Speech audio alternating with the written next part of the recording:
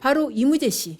이무재 씨 어제 징역형 실형에서 집행유예로 감형돼서 풀려났었죠. 제가 법조기자 오래 하다 보니까 이 이혼 사건부터 그 10년 전에 이혼 사건부터 다 취재를 했었거든요. 그래서 오늘 그 취재 뒷얘기까지 해서 한번 들려드리겠습니다. 참 사람의 일생이 어떻게 이렇게까지 참 추락할 수 있나 그런 생각이 드는 사건이죠. 시작은 정말 한편의 영화였었습니다. 재벌가 장녀하고 평사원의 사랑 이야기였죠. 정말 그야말로 대한민국을 들썩이게 했던 그런 화려한 로맨스의 주인공이었었습니다. 바로 이부진 호트신라 사장하고 단숨에 결혼을 하면서 신데렐라, 남자 신데렐라라고 해서 남데렐라라고 하더라고요. 남데렐라로 등극을 했던 이무재 전 삼성전기 고문의 이야기입니다. 이 사람의 이름을 이렇게 사건에서 사건 번호로 이렇게 기억하게 될 줄은 정말 꿈에도 생각을 못했습니다. 어제 오후에 서울고법에서 항소심 선고를 했었습니다. 징역 1년에 집행유예 2년. 그래서 원래 수감돼 있다가 보석 풀려났죠. 원래 보석 청구까지 했었는데 풀려나니까 보석 청구는 기각이 되면서 구치소에서 석방이 됐습니다. 재산 분할을 요구를 하면서 1조 2천억. 아까 이제 우리가 그 SK가 이혼 얘기했지만은 SK 이혼이 나기 전에는 이게 정말 눈이 휘둥그레질 만한 천문학적인 액수의 사상 최초의 거액의 재산 분할 사건이었습니다. 그런데 어떻게 그 신데렐라, 남데렐라가 노인 감금 폭행 범죄를 도와주는 자범이죠. 자범으로까지 전락을 했는지 그 과정을 한번 제가 설명을 해드리겠습니다. 이 사람의 인생을 한번 처음부터 되짚어 볼게요. 서울고등학교 나왔어요. 그리고 단국대 전자계산학과를 나왔습니다. 그래서 원래는 사실 처음에 결혼할 때 등장했던 스토리로는 삼성전기의 어떤 사원으로 그렇게 얘기를 했잖아요. 삼성물산 평사원 출신의 이무재 씨와 결혼한다. 삼성가에서 원래 이제 이부진 사장의 결혼을 그렇게 얘기를 했었는데 사실은 그게 아니었죠. 경원이었다는 거죠. 이건희 회장의 경원 출신이었었는데 그야말로 정말 남자 신데렐라 스토리로 그렇게 화려하게 결혼을 하면서 그 회사 어떻게 보면 그룹 차원에서 어떤 결혼 스토리도 지금 일종의 조금 마사지가 들어간 그런 상황이었었습니다. 그래서 그 얘기를 본인이 얘기를 했어요. 언제 이혼하게 되니까 사실은 내가 이렇게 해서 결혼 스토리도 포장이 됐다. 그런 얘기를 했었습니다. 이 이혼이 정말 놀라웠던 게 원래 이혼 소송이 아니라 이혼 조정 신청을 했었어요. 근데 나 이혼 안 하겠다. 자, 스토리를 짚어보면은 1999년도에 결혼을 했어요. 그리고 2007년도에 이제 아들을 낳았습니다. 2014년도에 이혼 조정 신청을 했죠. 근데 2015년도에 나는 가정을 지키겠다 이러면서 이제 이무재 씨는 이혼을 거부를 했어요. 그래서 소송으로 넘어갔습니다. 조정 성립이 안 되고 소송으로 가서 2016년도에 이부진 사장이 이제 1심을 이겼었어요. 1심을 이겼는데 왜냐하면 혼인 파탄 사태로 봐서 이제 1심을 이겼는데 그때 당시에 재산 분할을 청구를 했는데 1조 2천억을 청구를 했죠. 저도 제 눈을 의심을 했고 그때 당시에 법원 직원이 나 이거 숫자를 잘못 본 거 아닌가 장난으로 쓴 거 아닌가 싶을 정도로 그때 당시로도 상상할 수가 없는 금액이었어요. 왜 그러냐면은 1조 2천억이 어디서 나냐면은 이부진 사장의 재산을 2조 4천억으로 주고 2조 4천억으로 보고 자기가 그 절반의 권리가 있다라고 주장을 한 거예요. 사실 좀 그렇죠. 이게 어떻게 그 절반의 권리를 주장을 할 수가 있겠어요. 이 사건은 SK가 이혼하고는 완전히 상황이 다르죠. SK 같은 경우에는 어때요? 노소영 관장이 자기의 지분을 주장을 충분히 할 수가 있는 사건입니다. 사실 혼맥 관계가 그렇잖아요. 그러니까 SK가 이동통신 사업권을 따내는데 나의 아버지의 영향력이 있냐 없냐를 따져볼 여지가 있는 사건인데 이건 전혀 아니잖아요. 그야말로 남자 신데렐라 사건인데 거기에서 어떻게 자기가 어떤 경영권을 키워오고 이렇게 기업을 키워오는데 자기의 지분을 주장할 여지가 있겠어요. 그런데 어쨌든 1조 2천억을 재산 분할을 해달라고 주장을 했습니다. 자, 1조 2천억 재산 분할을 내려고 그러면은 여러분 아시는 분 아시겠지만 도대체 인지대가 얼마야 그 생각 들지 않으세요? 그런데 여기에 절묘한 한 수가 있었습니다. 자, 원래는 이렇게 1조 2천억이든 뭐 1200만 원이든 액수에 관계없이 이 가사소송의 이 재산 분할은 그냥 균일가였어요. 균일가. 얼마냐면은 5만 원, 단돈 5만 원. 인지대 포함해서 단돈 5만 원이었었습니다. 근데 이게 법원 입장에서 이렇게 하고 보니까 너무 소송을 막는단 말이죠. 그래서 가사소송 규칙이 개정이 됐어요. 그래서 이제는 이 재산 분할 액수에 비례해서 인지대를 내게 개정이 됐거든요. 그러면 이무제가 얼마 내야 되는지 아세요? 1조 2천억 달라고 하려면 내 돈으로 일단 21억 원을 내야 돼요. 근데 이 소송을 언제 냈는지 아세요? 이 1조 2천억 갈라달라 이거를 규칙 개정에서 시행되기 이틀 전에 냈습니다. 그러니까 이틀 차이로 21억 원을 아낀 겁니다. 그래서 제가 그때 기사를 썼었어요. 이틀 차이로 21억 원을 아꼈다라고 썼었는데, 자, 이쯤 되면은 사실 여러분 짐작하시겠지만 누가 들어갔다? 변호사들이 들어갔다. 당연하죠. 그러니까 변호사들도 그렇잖아요.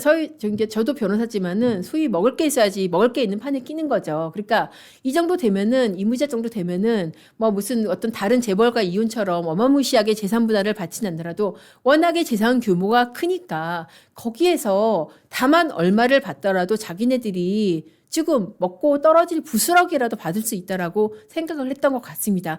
그래서 제법 실력이 좋은 변호사들이 달라붙었습니다. 그래서 이런 수를 써서 돈을 아끼고도 단돈 5만 원을 내고 인지대를 내고도 1조 2천억 재산 분할을 요구를 했던 것이고 뭐 결과는 어떻겠어요? 당연히 그거를 인용해 줄 리가 없는 거죠. 그래서 1심에서는 84억 원 그리고 2심에서는 최종적으로 이제 141억 원 조금 늘어가지고 2심에서 141억 원이 인용이 됐었습니다. 1심도 우여곡절이 많았어요. 처음에 이제 1심 났는데 이게 이제 한번 취소가 됐어요. 왜냐면 관할 문제가 있어가지고 제가 이제 그것도 취재를 했었었는데 원래 관할이 성남지원으로 진행했는데 관할이 성남지원이 아니라는 이유로 1심 판결이 취소가 되고 그리고 이제 서울가정법원으로 가고 있었습니다.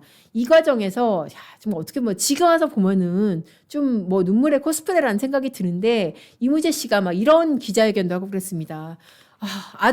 아들이 어려울 정도로 내가 그만큼 숨막히는 결혼 생활을 해왔다.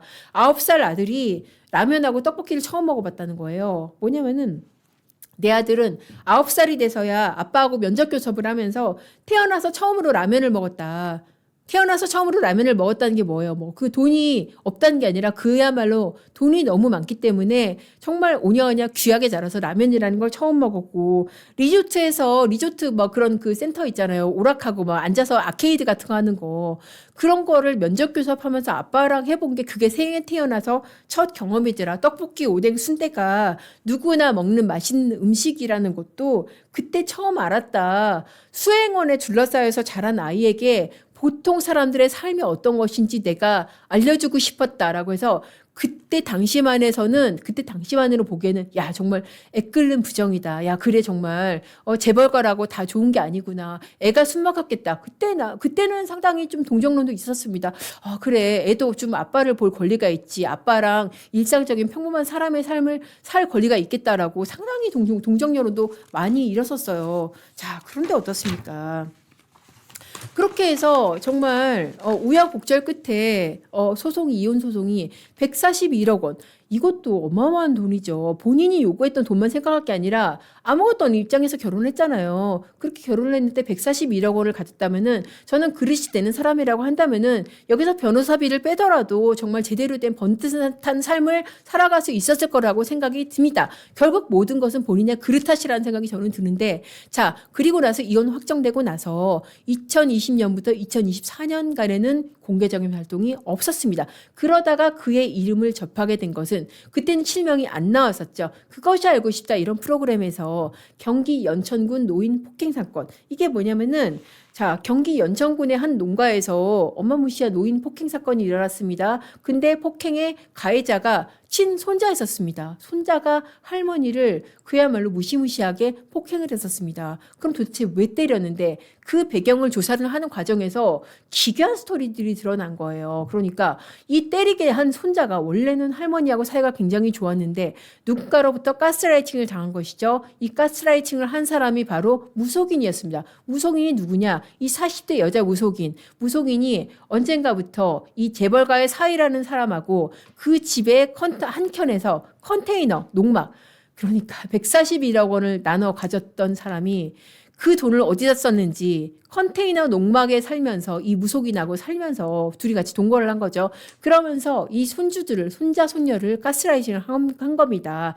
그러면서 이 손자 손녀들이 뭐에 씌이기라도 한 듯이 할머니를 두드려 패기도 하고 또 이제 아빠를 완전히 고립시키고 그렇게 하면서 이 무속인한테 놀아난 거죠. 왜 놀아나는지 보니까 뭐 방송 보신 분들은 아시겠지만은 뭐 자기 엄마가 돌아가셨는데 엄마가 돌아가신 기일을 막 용케 맞추기도 하고 그리고 이제 이 손자가 어떤 회사를 다니다가 그 사내 괴롭힘이 있어서 퇴사를 했는데 재벌가 사위라는 이무제 그러니까 이 무속인의 동거남이죠. 나타나가지고 회사에 전화를 내서 이 회사 임원과 직원들이 사과를 하게 만드는 이렇게 되니까 이 손자 손녀가 완전히 가스라이팅이 됐던 겁니다. 그런데 이 사람들이 아마 이 퇴거요구를 받은 것 같아요. 계속 이제 공짜로 살다가 너네 나가 이러니까 위기감을 느꼈는지 이 할머니를 폭행할 것을 뒤에서 사주를 한 것이죠. 그렇게 해서 손자가 할머니를 무시무시하게 패게 만들었고 이게 드러날 것 같으니까 어떻게 했다? 자작극을 꾸몄다. 어떤 자작극? 손녀가 갑자기 실종됐다. 손녀가 유서를 남기고 실종됐다라는 거짓 신고를 하게 만들었다는 것입니다. 왜? 배후에 자기네들의 가스라이팅이 있다는 것을 드러내지 않게 하려고. 그래서 경찰이 수사를 하다 보니까 이 무속인은 싣고 가고 소녀는 싣고 가던 이의 차의 CCTV에 누가 운전을 하고 있는 게 발견했다. 바로 이무자가 발견했다는 거 아닙니까? 그렇게 돼서 이 정말 말도 안 되는 가스라이팅 폭행 사건의 배후에 같이 가담한 인물로 이무제가 지목이 됐고 그렇게 해서 기소가 됐고 그렇게 돼서 작년 말에 실형이 나왔었습니다. 이렇게 공동 감금 폭행 그리고 위계 공직방. 위계 공직방은 뭐냐면은 거짓 신고했잖아요. 자기의 그 범행 뒷배를 가리려고 거짓 신고를 한데 거기 가담을 한 혐의로 실형이 났었습니다. 그래서 법정 구속이 됐고 그랬는데 지금 어제 난 판결에서는 가담을 했다고 보기는 어렵다. 그냥 가담의 정도가 완전 공범이 아니라 그냥 이 정도면 그냥 도와준 정도다. 방조만 인정이 돼서 집행유예로 어제 석방이 된 것입니다. 기가 막히죠 정말. 시카님 사건 내용 잘 알고 계시네요. 맞습니다. 그러니까 사건 정황을 몰랐고 이무제 오기 전에 이제 상황 종료해야 된다. 그래서 이제 할머니가 덤빈 걸 안다. 굉장히 이제 사건 잘 알고 계시는데 이렇게 그러니까 가담의 정도가 굉장히 낮고 그러니까 방조범에 불과하다라고 해가지고 감형이 돼서 석방이 됐습니다. 이게 재벌가의 그야말로 남데렐라의 어떻게 보면은 처참한 결말인데요. 자, 풀려나기는 했지만 어떻습니까? 이게 풀려난 게 그렇게 돼가지고 해피엔딩으로 볼 수는 없는 거잖아요. 풀려나긴 했지만은 집행유예도 징역형의 판결이고 어찌됐거나 이 범행 자체가 하다못해 뭐 돈을 빌려서 안 갚았다 이것도 아니고 남의 범행을 감추는데 그거를 감추는데 내가 일조를 냈다라는 것이니까 이거는 정말 생각할 수도 없는 그런 뭐 흉악한 잡범의 그런 범주인데 어떻게 하다가 이 지경까지 이르렀는지 진짜 통탄하지 않을 수가 없는 그런 인생사의 어떤 비극을 볼 수 있는 그런 한 장면이 아닐까 싶습니다. 141억이라는 위자료를 가지고 자기가 큰 욕심 부리지 않았으면은 얼마든지 잘 살 수 있었을 텐데 이거를 어떻게 보면은 저는 깜냥이 안 됐다는 생각이 드는데 그러니까 아마도 이 돈은 여기저기 뜯기고 다 날리지 않았을까. 그리고 본인도 탕진을 했을 것이고 뭐 그 농막에 사는 사람이 스포츠카 끌고 다녔다고 그러잖아요. 그러면서 다 탕진을 하면서 자기도 아마도 이 무속인한테 가스라이팅이 되지 않았을까 싶고 그러다가 이 범행에까지 가담을 해서 결국 유죄 판결이 난 그런 인생사 막장 스토리를 어제 한 장면으로 다 보여줬습니다. 자, 어떻게 잘 들으셨는지 모르겠네요. 지금 늦은 시간까지 점심시간이 훌쩍 지났는데 저희 또 PD님들도 배고프실 텐데 여러분들도 좀 끝까지 남아주셔서 감사드리고요. 앞으로도 제가 이렇게 저만 준비할 수 있는 아이템들 많이 준비해서 방송 많이 준비해서 들려드리겠습니다. 자, 오늘도 판읽기 끝까지 같이 해주셔서 감사합니다. 자, 다음 시간에 뵙겠습니다. 감사합니다.